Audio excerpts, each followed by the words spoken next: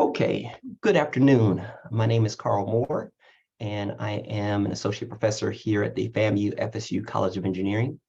And we are happy that you guys are joining us today for the first in a three-part professional development series. And this first part is on mentoring, the key element. And before I get started, I wanted to kind of do a quiz of you guys, just to kind of get a feel for what you think about mentoring, what you may already know about mentoring. And so in the chat, I'm going to post a link and you will be able to answer some questions using this. And so I'm going to go ahead and post it into the chat now. And everybody go ahead and grab that and go to that link. And I'm going to post 3 questions for you. And you can answer right there in the chat. And I'm going ahead and posting the first one now. And the question is, I'm going to go ahead and put the question also in the chat just so I can easily read it there and have it there.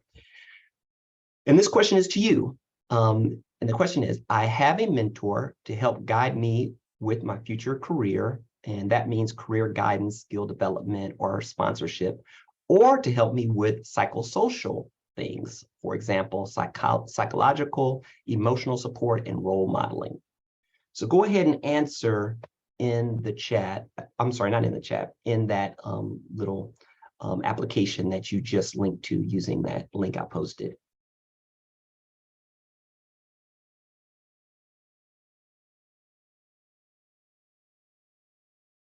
And I see the answers coming in.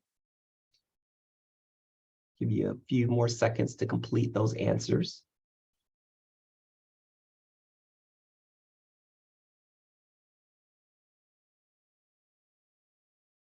I have a fan making a lot of noise. I'm going to turn that off.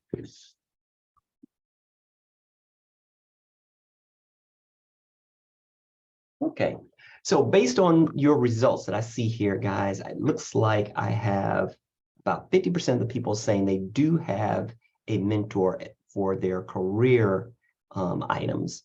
About 17% of you said you don't have either mentors, either for career or for psychosocial. And about 33%, the remainder, said that you have both. So that's excellent. Okay, so now I'm going for the next question, and you'll see it there, and you can answer. I'm also going to put it in the chat. So I consider having a mentor to be very important, somewhat important, neutral, or not important.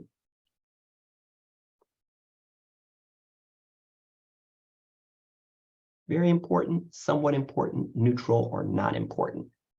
And for people just coming in, I'm going to just repost the link to these, just in case I know that you can't see the prior chat if you're just logging in. So I'm putting that back on there, just so you can see that. So this is great that I see about 71% of the people so far answering, saying they think it's very important to have a mentor.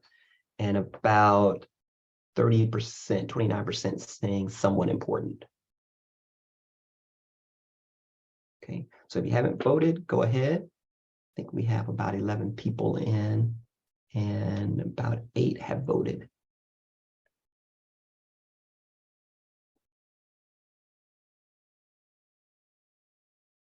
All righty.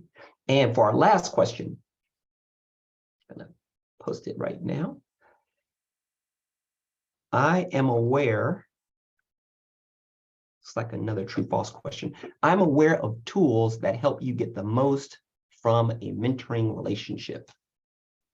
I'm aware of the tools that help you get the most from a mentoring relationship.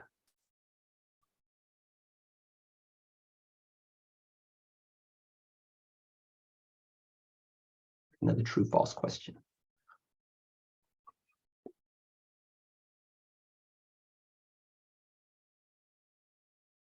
See the answers coming in, and looks like about 38% say yes, they are aware of the tools that help you get the most of a mentoring relationship, and about 63% say they are not aware of those tools. And so hopefully we can talk about, get you more aware during this talk.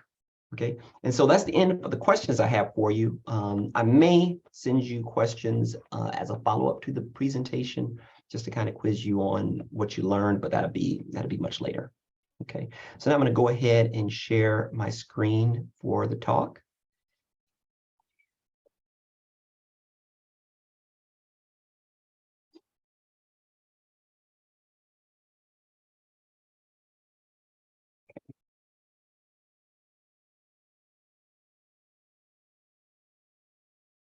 All righty. Okay, so mentoring, the key element, effective STEM mentorship. So first, let's start off with just defining mentorship, because many people have many different definitions, and I just want to make sure that we're all on the same page, we're all thinking about the same thing in terms of mentorship. Mentorship is a professional working alliance in which individuals work together over time to support the personal and professional growth, development, and success of the relationship partners through the provision of career and psychosocial support. And so again, we bring out these two possibilities, right? Both career and psychosocial are important. And we'll get more into the difference between them as we go on.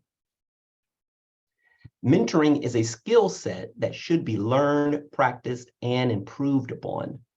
Mentoring complements other developmental processes like teaching or coaching to support mentees in developing knowledge and skills. It is essential to your holistic development. Now, my goal today as the presenter really depends on you, the viewer, right? So I'm hoping to accomplish all these depending on who you are. So if you're new to mentoring, I'm going to present what makes effective mentoring. If you want next level mentorship, so you already have a mentor, and in our poll, many of you said you already have a mentor either for career or for psychosocial or for both, right? So I'm going to present tools to help you take your mentorship relationship from ad hoc, right, to where maybe you just meet or maybe you don't meet that often, to intentional, inclusive, and effective mentorship. Now, it's possible that you already have a great mentor, okay, and you guys have a great relationship and you're using some of the tools, then that's awesome. So in that case, I will share the latest findings in the science of effective mentorship, if for no other reason than to vindicate what you and your mentor are already doing. So this presentation is drawn from the work of the National Academies of Science. In December 2017, the NAS assembled a committee on the science of effective mentorship in science, technology, engineering, mathematics, and medicine. So that's where we get the second M for in STEM. The goal was to produce a new consensus study on evidence-based approaches to mentorship in STEM for students at the undergraduate and graduate levels. And so some of you are graduate students here, some of you undergraduates, so this information is relevant either way. And to inform the committee's deliberations and supplement an intensive literature review, the committee convened 3 public workshops and held 18 listening sessions. So this presentation was also developed for students in the BPAE program here at the FAMU-FSU College of Engineering. Now, BPAE, that stands for Broadening Participation for Aerospace Engineers, is part of a national program funded by NASA Minority University Research and Education Project, and that's MURIP. And so you can go to that link. I'm going to show you guys what that looks like. I'll show you guys that at the end of the presentation, just show you what that link looks like there. We recruit for that program, and I'm one of the co-PIs. We run the program here. It provides engineering students with internships, research experiences, internships also with NASA. So some of those internships are external. Senior design collaboration projects in aerospace engineering and related engineering disciplines. Here's my table of contents for today. So I'm going to talk a little bit, just briefly, about the importance of mentoring. I think most people here agree that mentoring is important. Some of the expected mentoring outcomes, mentoring functions and forms, how to identify the effects of mentoring, and mentoring tools, which I'm hoping that you guys will be comfortable in using afterwards. So first of all, why mentoring? Mentoring is essential in the development of STEM professionals. When young STEM professionals see themselves through the eyes of an influential guide, they can more easily find their place in STEM education and careers. Effective mentoring can engage and develop a larger pool of talent. So there's a pervasive underrepresentation of women and individuals specifically identifying as Black in STEM. And you can see that if you're an engineering student, just by looking around in your classes, right? Fewer students of color, fewer women in many of the engineering disciplines. So you may say, well, doesn't everyone already receive the mentorship that they need? No, right? So only 22% of STEM students had a mentor. So only about a quarter, right? And only 7% of faculty have received training on how to be a mentor, right? Really, so this is a dual purpose, right? And so part of my work is going to be to also help faculty become better mentors as well. So what are the outcomes of effective mentoring? The outcomes from effective STEM mentorship include the following, and I got about 4 of them here. 1, students are more likely to persist in their academic decisions if engaged in positive mentoring experiences. Students cite positive mentoring experiences as the most important factor in completing their STEM degrees. That's pretty good, right? And so you ask students, you know, what was it that got you through mechanical engineering? But lots of things helped, right? But one of those things that consistently rises to the top when you ask students is mentoring, an effective mentoring relationship. 3, women and underrepresented minority students are better integrated into the STEM academic community if engaged in positive mentoring experiences, right? And so those students stop feeling like outsiders, even though they may be in terms of their population, a smaller percentage of that particular group or students in that discipline. Mentored graduate students and medical trainees are more likely to publish their research than those who are not mentored. So those are 4 great outcomes for why we want more and more effective mentoring. Mentorship functions. Mentorship plays out through career and psychosocial support functions, and really both are very important, but most of us are more used to the career support functions of mentoring. So for example, career guidance. So that's where your mentor provides support in assessing and choosing an academic or career path. Skill development.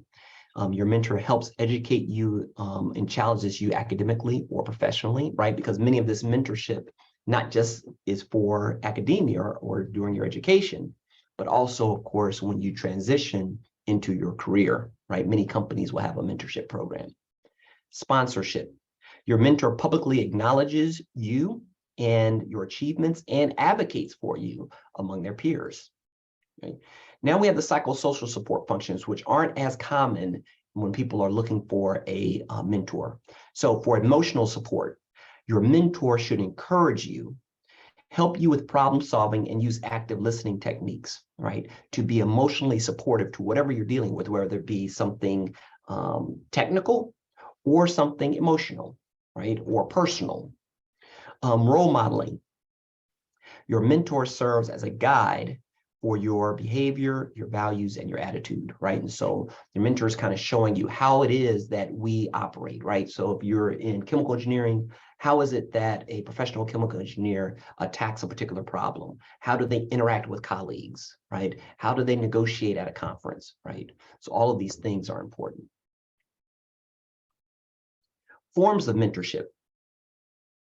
There are multiple forms of mentorship based on the number of participants and the formality. Now, most of us are most used to the traditional dyad form of mentorship, right? Where we have a mentor and we have a mentee and they interact, right? And that's traditional, and that's what most often happens. But of course, this is just what we usually do, but it doesn't have to be the only way, right? So we also have collective or groups, okay? This is more common, right? Where you have a couple of mentors mentoring a lot of students in a traditional laboratory setup, right? Where you are working with an advisor if you're a grad student, right? Or doing undergraduate research as an undergraduate. You have triads very often, right? Where you have multiple mentees and one mentor.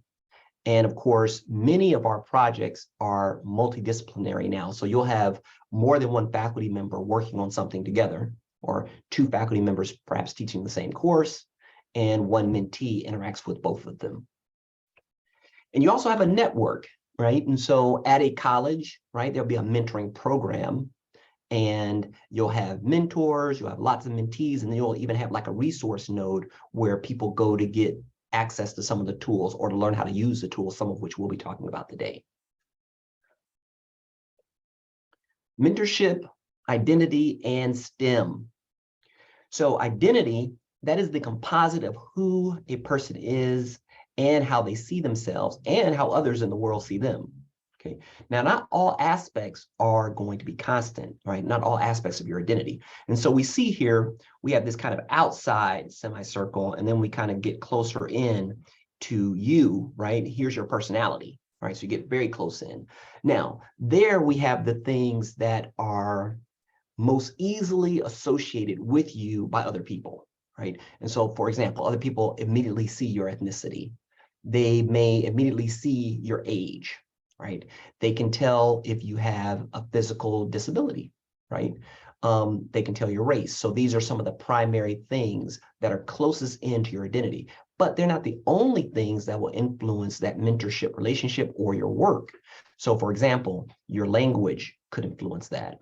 Your nationality, your appearance, your hobbies. Many of these things also affect how you work, right? So for example, what if you have a hobby that takes you out of the state for most weekends in the summer, right? And so maybe that's some kind of sport. Well, that's going to influence how you operate in the lab environment, because you're not going to be there sometimes on the weekend in the summer when other people are there working, right? Same thing with religion. We know that your religion can definitely influence how you interact with people in the world. And then we come out to the cultural. How do you communicate, right? Importance of a task to relationship, right? Are there people who think that if I give you a task as your advisor, then part of us being close means that you're going to complete that task well and quickly, right? Well, not everybody necessarily thinks like that, right? How time is measured, how power is displayed. Am I the kind of mentor where, or let's say a teacher who says, this is the way it's going to be, and it's only going to be this way, versus another teacher who says, hey, I want the class to help me determine how much tests are going to be worth on the syllabus, right? And so there's different ways of doing things, and that will affect how you operate, whether it be academically or whether it be in your career. So research shows that specific aspects of identity as are particularly important factors in underrepresented student retention and success in college and in STEM fields. But mentorship helps develop your science identity. So effective mentorship plays a critical role in developing your science identity by contributing to socialization and integration into scholarship and academia as a community. So when you're getting effectively mentored, then no matter what these different identities are, right? Your religion, your gender, right? How you communicate, your nationality, you start to feel more like a scientist or more like an engineer when you're effectively mentored. Okay, and you can kind of see that in our little cartoon figure that we have here on the screen. Mentorship also helps you see yourself as a STEM scholar who can contribute to your discipline, right? This can especially be important for women and underrepresented minority students, right? So you may be in a discipline where there are very few people that look like you or your same nationality, as an example, or maybe have your same disability. There may be very few people like that in your discipline, right? But when you're effectively mentored, you can see yourself as being a part of that anyway, right? You don't look out and say, wow, I don't know if I can do this because there's not people like me, but instead you see, no, I can do it. I'm being effectively mentored, and my mentor is taking account of some of those issues that I have or some of those differences that I have. Focusing exclusively on performance, right, in terms of a mentoring relationship, without considering the factors that are highly correlated with social identities like background and additional social context, tends to privilege individuals with better preparation, higher social capital, and fewer additional obligations, okay? And so that's what we don't want to do. So effective mentoring helps if, for example, you're a young student, but you already have a family, right? Helps bridge from where you are to where you need to be. Mentoring tools. So this is where we get into some of the tools that can take your mentorship from ad hoc to effective. And I'm going to discuss 3 tools today: the Individual Development Plan, or IDP, mentorship compacts, and mentoring maps. The first step to effective mentoring is to create your individual development plan, or IDP. That's what most people call them.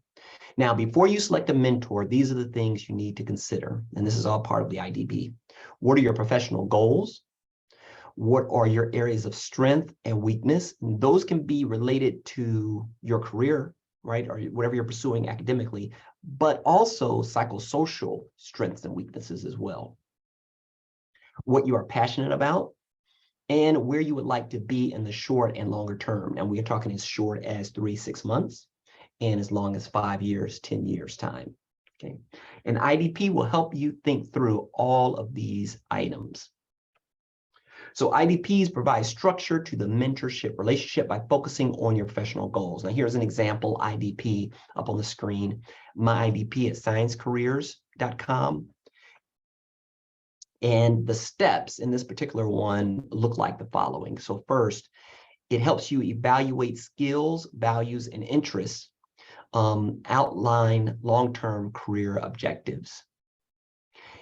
It does self-assess. So it does a self-assessment to help you explore career opportunities and alternatives, right? And so you can have one career path, an alternative career path, depending on what happens, life happens, right? And identify developmental needs and priorities.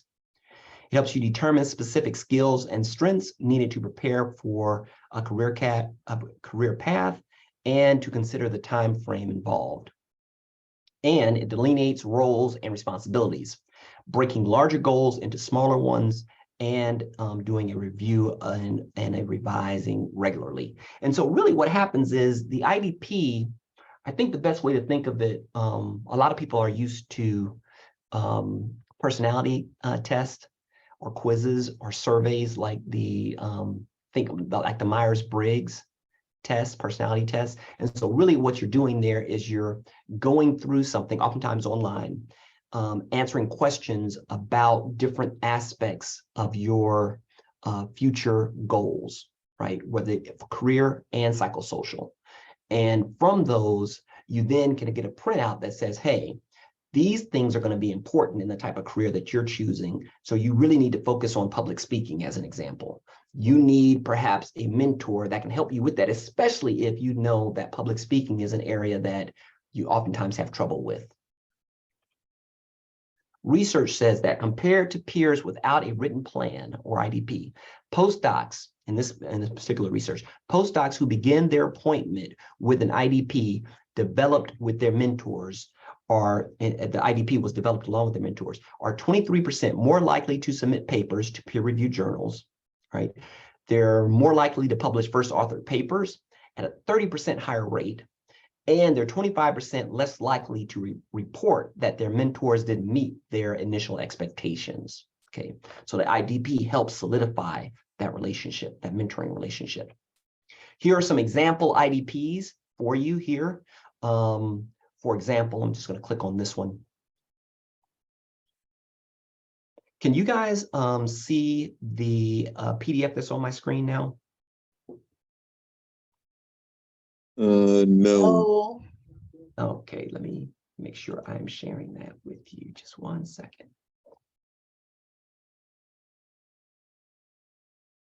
Okay, so right here, you see this individual development plan. Now, this was created for someone else, but this is just giving you an idea of the kind of thing that you could be using for an IDP.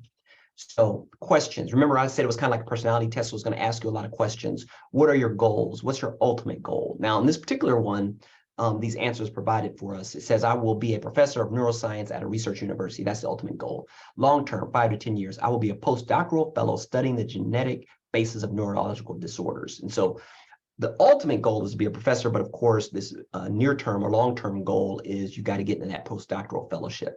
Then you have immediate goals, right? You want to earn your PhD. Short-term, you want to earn a BS in genetics, right? So this person's an undergraduate.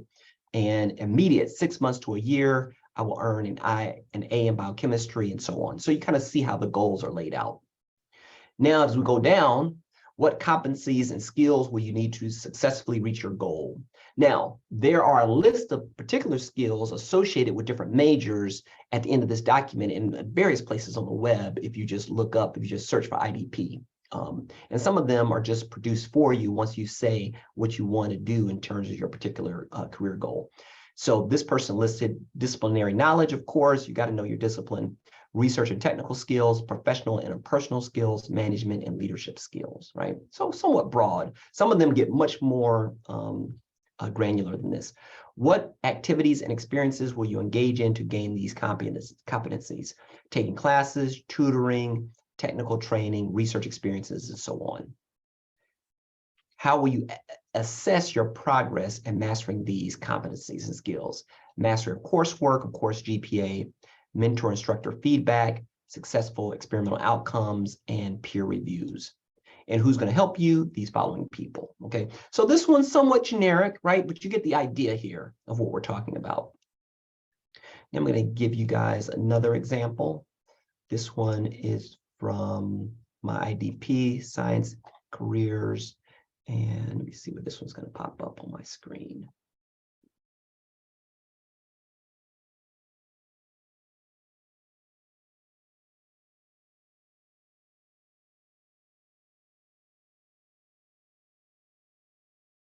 Okay, this one, actually, I'm not crazy about that one. Let me see a different one. 1 second.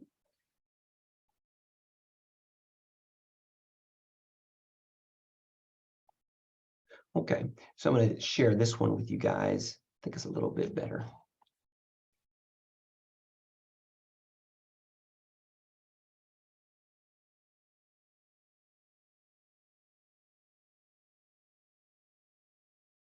Okay, so here's one out of a particular university. And so for scholarly competencies, it has some things here on research. What research theories or questions have you developed in the past year? What other related theories or questions do you need to develop? How can you continue to build on these theories or questions, right? How will you acquire these research skills, and how are you going to evaluate your competency? And so over here, in your self-assessment, you could be writing things like, for example, I plan to do a literature review in this semester, or I plan to write my first paper this semester. And so really, many people already have things in their head that they are thinking about that they should be doing. But what we want to get across is that what we really want you to do is write these things down. Take the time to use one of these services. Again, most of them are online, and just go through the questions and kind of get on paper what are some of those goals 6 months out, a year out. And then as you accomplish them, that's going to take you further and may even point to you getting an additional mentor as you get into different phases of your career where you need different helps. Okay. For example, some other questions. What % of your time did you spend on experiments that did not work? How could you better spend your time or identify other experiments or projects? What research-related seminars did you attend this past year? How did they benefit your work? You know, what are you doing outside of your immediate advisor and lab partner network to benefit your work? Some different examples. Okay, now let me go back to the presentation. Okay. The second step after your IDP is the Mentorship Compact. It is a written agreement that outlines expectations and commitments of the mentorship relationship. Unlike the IDP, which focuses on short and long-term career plans, the Mentorship Compact sets expectations for the working relationship on a daily, weekly, or monthly basis. This is not to be thought of as a contract, guys. This is a compact, right? And so there's a difference. It's a compact that uses inspirational language generally and promises that your mentor makes to you and vice versa, right? And so really you're saying, okay, this is the beginning of our, let's say, structured mentor relationship, right? And so many people, especially if you're a grad student, you already have a mentor and you meet regularly and you talk. But at the start of this new, let's say, structured relationship, you have a compact. And in that compact, there's certain agreements that you're going to make with one another. Promises, if you will, right? This can also serve as a positive corrective resource and objective reminder to both parties, right? Both you and your mentor, of what they had intended to deliver to one another. If failures happen, this agreement can help hold each other accountable. So much of the compact value arises from declaratively communicating a serious commitment and set of intentions in support of the success of the mentoring relationship. Now, here's a particular one I like. It's out of the University of Wisconsin Institute for Clinical and Translational Research. And so I'm just going to kind of zoom in on this one just to show you guys what we're talking about here in terms of these compacts. Right. And so on the left-hand side under domain, we have research, education, professional development, career advancement, support, communication, and down there at the bottom, personal conduct, interpersonal relations. So as an example, of research, knowledge of scholar about current developments in the research area. Well, that's normal, right? So obviously in the research, you want your mentor to help you build up your knowledge about current developments in the research area, okay? And I think that would kind of go without saying for most graduate student, undergraduate relationships, graduate student advisor relationships. In terms of education, dyadic activities, example, coursework, seminars, workshops of scholar to fill gaps in research training, okay? So based on your research, are there additional courses that would help you in a particular area that you're interested in? If you're an undergraduate and you've expressed an interest in a particular career, right, that maybe you're mechanical, but you really want to be working at a, let's say, as a mechanical engineer at an automotive manufacturer, what are some of the additional skills that you can gain while you are in undergraduate to make you ready for that? Professional development, career advancement, networking by mentor on your behalf.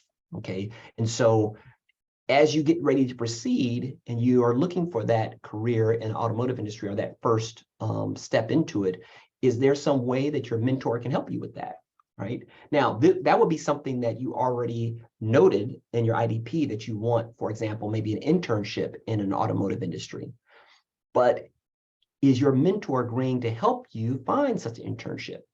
Is your mentor agreeing to help connect you with a person that they may know in such an industry? Now, your mentor that you have may not know anyone in that industry, but that's important to know, right? And so maybe if that's something that's very important and is a very difficult industry to break into, then you may need a mentor with such an access. On the other hand, if your mentor, let's say, is much more involved, let's say in pharmaceutical industry, knows a lot of people there, doesn't know hardly anybody in automotive, but you guys can make an agreement that he's still going to help, that he or she is still going to help you find a job in that industry by just using the faculty members or your advisors network, right? Most of faculty members have broad networks way outside of their immediate research and class teaching focus, right? And they can provide some help there. Under support, we have support provided by mentor for scholars research. Example, you need space, equipment, supplies, you need help from a technician. So this is just putting some things in writing that you may have just assumed, right? And so are you going to have an office location, right? Are you going to have access to the laboratory tools that you need? What if you need to buy new equipment? Is your mentor going to be able to fund that? And if so, how much? Can he fund a couple of hundred? What about if you're doing an undergraduate research project and you find that you want to do something that's going to cost $600? Is your advisor going to be willing to purchase that, right? And so again, some of the things that you can talk about. Communication. How about the frequency of meetings with your mentor, the team, or the program leadership, right? And so some people can go quite a while before meeting with their mentor, right? And so the compact says, no, we're going to meet once every quarter, or we're going to meet once a month, right? Whatever you guys set up, but at least now it's a set time period and you guys know as you move along, it's time for another meeting. And last but not least, personal conduct, interpersonal relations. And we have here strategies for managing conflicts in the mentoring relationship. So if there are disagreements between you and the mentor, what is it that you should do, right? And you can talk about this ahead of time before there's any disagreement. So that's great. The third step is the mentoring map. Now, the mentoring map is an interesting thing. It's more of a guide. It's just a guide to help you identify goals, sources of support to reach those goals, and areas that could benefit from additional mentors. So it starts with self-reflection and returns there frequently to identify individual mentoring needs based on self-defined career goals. So that's really the IDP, right? So the mentoring map is just saying, listen, first start with the IDP. That's the first step. Next, establishment and maintenance of the mentoring relationship is secured by establishing the framework, meeting frequency, expectations, and considers advancing in mentoring relationship as the goals are met, right? As you meet certain goals, the things that you're working on will obviously change. And moving ahead, so includes consideration of renegotiation and or ending mentoring relationships as needed. Okay, so the map, now that's a lot of words there, but really what we're talking about is how does that mentoring structure work from IDP to compact to maintenance, just to kind of in that whole, I guess, interaction of those different parts, right? Just to keep us on track. Now, the mentoring map that's set up for the NASA program I spoke to you about earlier, the BPAE program, looks like this one that you see on the screen. Starts with an IDP, right? So first you have your kind of your Myers-Briggs, right? You have your self-reflection, right? Your career goals. And from those two things, you determine your mentoring needs, right? And so you go through this process, you find out what are the things I really need to be focusing on. And maybe they line up in kind of 3 different areas. And you say, you know what? I'm going to need a mentor that can either handle all these 3 areas, or I need 3 mentors, right? And so that's very important, right? None of us should consider that we only need 1 mentor. We may very well need more than 1 mentor. Mentoring compact. We just talked about that. So that's at that point, you're going to choose your mentor. You're going to choose the form of mentoring, because again, you may have 2 mentors and you're the only mentee, or you might be in a group mentorship dynamic. The expectations of that relationship, and again, how frequently you're going to meet. Then you just have your maintenance. You're maintaining the relationship, right? You continue to meet with your mentor, and you're monitoring the goals that you've set for yourself, some of those short-term and middle-term goals. And then you move ahead. You renegotiate at the end. You renegotiate or you end the mentoring relationship based on the goals you've accomplished. So let's say, for example, you're a person who is just terrified to talk in front of people, and you know that the career that you want to go into is going to require that from time to time. You're going to have to present results, and it just kills you every time you have to do it. It may help for you to have a mentor who's specifically focused on that particular thing, right? On speaking, on public speaking, on delivering presentations.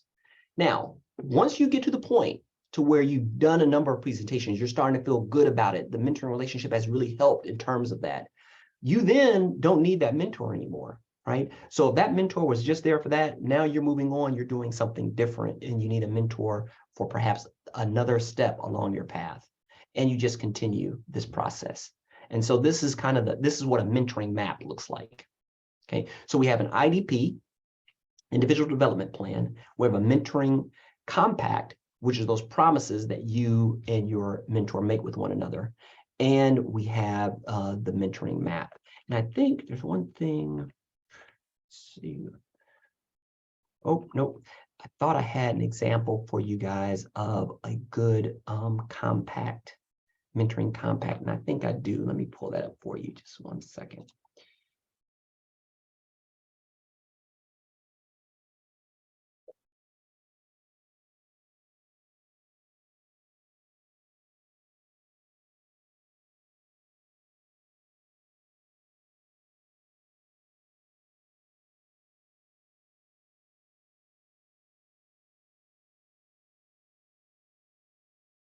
Okay. This is one of the compacts we have, and I'm going to go ahead and share it with you guys. This was for that NASA program I just mentioned to you. And let me see right here. So this is an example of that compact. You guys see kind of a Word document on the screen here? Yes. Yes. Great. Okay. Let me see if I can make it a little bit bigger.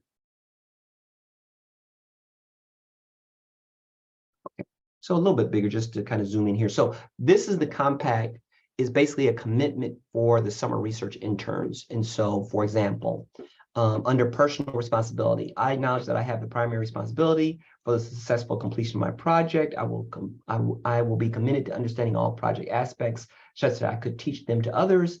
I would demonstrate dedication through my high level of professionalism, self-motivation, initiative, scientific curiosity, and high ethical standards. Ethical research policies. I will participate in my institution's responsible conduct of research training program. That's a training program that FSU has that the students will go to at the beginning of the summer when they first start their internships. Let's go down and look at something like research records. I will maintain detailed, organized, and accurate research records using a method approved by my advisor. I acknowledge that these records are property of the institution and remain in the lab when I finish my project. Participation. I promise to stay engaged and to discuss findings, potential pitfalls, and alternative paths. If necessary with my mentors, I will discuss with my mentors in advance of any planned absences or vacations and apprise my mentors of unplanned absences due to illness or other things, right? And so that's the compact from the side of the research student, right? Of the undergraduate student who's doing a summer project. Now, let's look at what it looks like from the standpoint of the faculty person.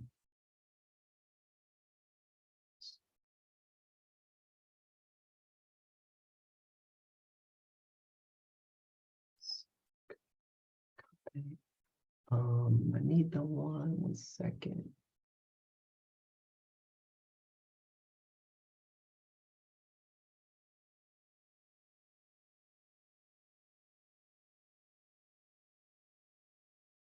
I'm seeing, well, let me see if I can look at this guy and see what I can give you guys as kind of an example.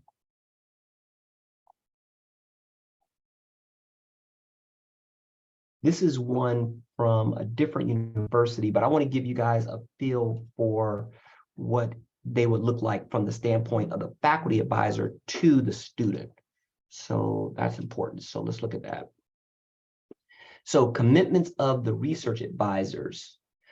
Throughout the graduate student's time in my laboratory, I will be supportive, equitable, accessible, encouraging, and respectful, right?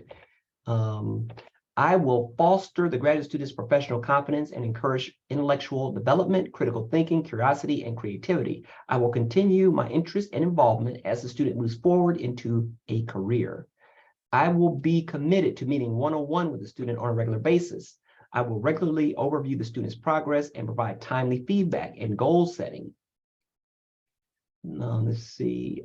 I will provide an environment that is intellectually stimulating, emotionally supportive, safe, equitable, and free of harassment. And so again, so the compact, not one way, right? And so you as the mentee makes promises to the mentor, and the mentor makes promises to you, the mentee, right? And so this is backwards and forwards, right? A relationship, right? And this is true of any mentoring relationship, right? Now, these, of course, the ones I'm focusing on here are much more career guided, right? For like a professor that you may have.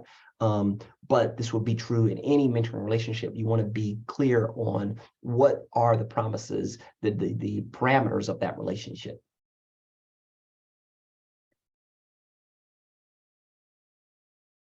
All right.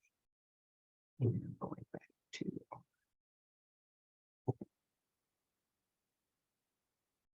Okay, so how do you guys begin, right? And so for those of you who already have mentors, or you want to take your mentorship level to the next, take your mentorship relationship to the next level, right? Follow these steps, right? And so I have about 5 steps here. First, complete your own IDP. Now, I really recommend something called My IDP on sciencecareers.com. It's an excellent resource for an IDP. Lots of questions, I mean, tons of questions in different areas that you can answer, multiple choice, fill in the blank, and then all that information is taken and shown to you at the end, and it very clearly shows you places that you could need a mentor, places where you need to improve or do different things. Use those IDP results that you get and a discussion with your chosen advisor, mentor, to suggest additional mentors. And so many of you may already have a mentor, but based on this IDP, you may need additional ones. And you can use the IDP to help find or select who that new mentor should be.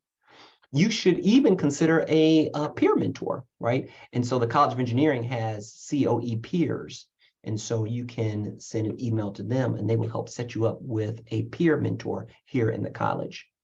The fourth step, agree to a unique mentorship compact with your mentor. Now, I've shown you guys a couple of examples of compacts, but develop your own, right? Or take those and modify them, but take them to your mentor, talk to them about it. They can produce one and then you guys can share and come together and agree on one, okay? And again, taking that relationship to the next level. Use the BPAE mentoring map, and that was the thing I showed you on the previous slide that just had the 4 blocks, to remind you of really 2 things that are most important. One, how often are you going to evaluate what's going on in your mentorship, right? How often are you going to meet, look at things and say, how are we moving along my desired process for my goals? And then secondly, when should you negotiate, or I should say renegotiate, that mentoring relationship? That mentoring relationship may need to grow, or it may need to end, in which point you get a different mentor. And that's what the compact will help you do. It'll just say, listen, every 6 months, let's come together and let's look at what I've accomplished and let's see, is it time for me to transition? So in conclusion, effective mentoring can have a huge impact on you, your mentor, even your department, and the university environment. But only if we, not just you, only if we all use effective mentoring tools and the resources available to us. And I'm going to open, make sure, turn up my volume here, make sure I can also see the chat, just in case there are any questions. These are just some of the references in the presentation. I'm not sure those are that meaningful. Stop this.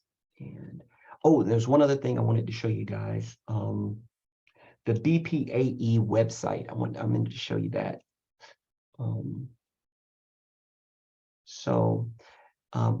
BPAE is one of the sponsors of this set of professional development talks. And again, that's a NASA MUREP program, along with Scalar 3, which is an NSF HBCU Up program, and Title 3. This is our BPAE website that you guys see here on the screen. And it just talks about some of the things that we offer. You can apply to the program here. I would just encourage anyone, any of the students that are engineering undergraduates who are interested in being a part, just to go to this website and look us up and see what's available there. And I'm going to go ahead and put that in the chat also.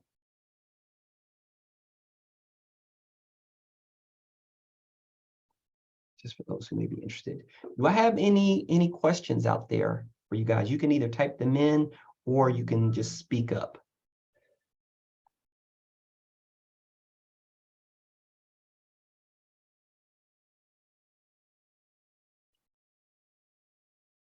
All right. I may not. Hello. Go ahead. Will these slides be shared with us after the meeting? Yes, they will. Thank you. You're welcome. Thank you, Mitch.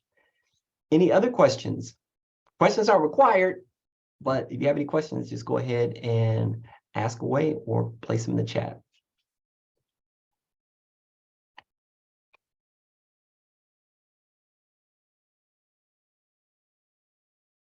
I'm gonna go ahead and put so we're finding a mentor at COE. Say if we wanted to start here, would we just email that email you sent us, or email you showed us on the presentation? The email I showed you with at Gmail. For a peer mentor. Yes, you can get a peer mentor through that program. My assumption would be that they do undergraduate and graduate students. I'm not positive. The first thing I would do, and is this a question from Mitch? Yeah. Hey, Mitch. Okay. The first thing I would do, Mitch, is I would go ahead and complete that IDP first. And that website, I'm going to place it in there too, the one that I was telling you guys I like the most, is right here. I've done it myself. It's excellent. Okay, so that's the link to the website for the IDP, my sciencecareers.com. Actually, here it is. It's sciencecareers.org, but it's myidp.sciencecareers.org. And so that's a great place to start. And after that, Mitch, after I kind of had a feel for what I needed in my different areas, I would say, okay, now I know I need a mentor who can help me with these things. And that may be my current research advisor. It could be a professor I'm currently taking, maybe somebody I already know. Okay. But of course, it could be somebody you don't know. If there's things that you need and your current people are not or don't feel capable being able to serve in that role, the hope is that they can help you find somebody that is. Okay, and you can always use me, right? And so I'm the director of the Title III program, so I can help you find someone who can satisfy those needs. I have Okay, that sounds good. Great. Okay, Mitch. I have one question here in the chat. Just a comment, the session was perfect time for me. I just met with my mentor last Monday. I plan to use the steps you shared today to make sure we lay out our expectations. Great. That's great. Great comment. Okay. So again, many of you already have mentors, but let's just make sure it keeps going and in the right direction. All righty. So if I don't have any more questions, I'll go ahead and close this out. I just want to thank each of you all for attending, and I hope that it was value added for you. Next week, we'll be talking about imposter syndrome and mental health, which without mental health, we can't do any of this stuff. I think most of you guys would agree. So, okay, I'll see you next time. Thank you.